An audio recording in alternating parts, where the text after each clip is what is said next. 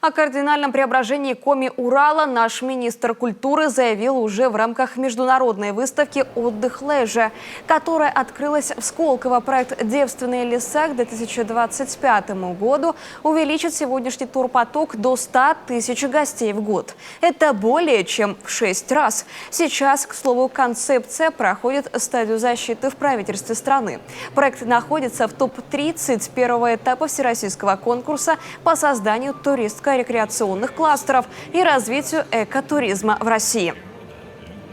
Это однозначное кардинальное изменение инфраструктуры в Уральских горах, в Национальном парке Юга-2, в Печорлычском заповеднике, как раз в тех особо охраняемых природных территориях, на которых расположены основные наши объекты показа. Это плато Мань-Пупунер, это база Желанная с горой Народной и Монорага и многие другие объекты.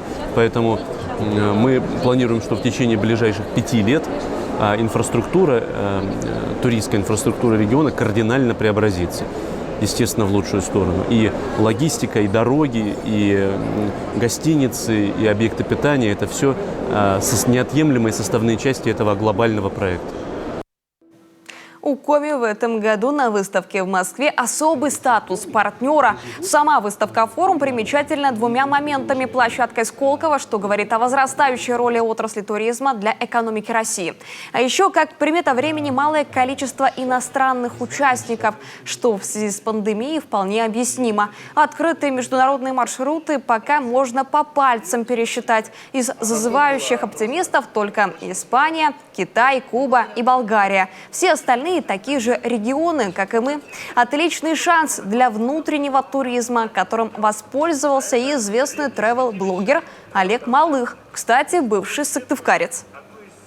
Произошла пандемия, карантин, и нельзя было выехать из страны. Я подумал, вот какая неудача остаться здесь еще, вместо того, чтобы путешествовать по каким-то экзотическим странам.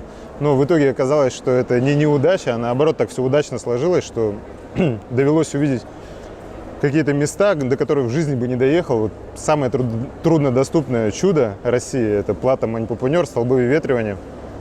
Мне очень понравилось. По эмоциям я не помню, что что-то так же вот тронуло, как это место. Оно действительно уникальное.